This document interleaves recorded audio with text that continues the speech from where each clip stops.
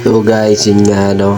So may bago na naman tayong paparating na pelikula na napakaganda no.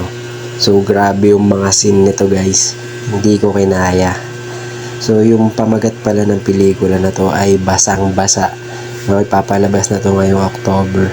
So yung kwento ng pelikula na to ay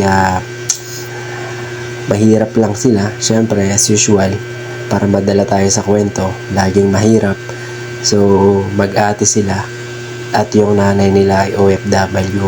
So, dahil nga mahirap kumita sa ibang bansa at minamaltrato yung nanay nila, nagtulungan silang mag-ate. No? Nagkasundo sila na titigil yung ate niya sa pag-aaral para paaralin siya.